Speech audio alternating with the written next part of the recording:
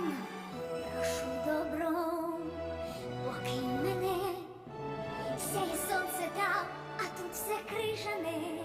Так, але я знаю, це мій світ, земля моя, я тут сама, але на волі я не зроблю у горах людям зла.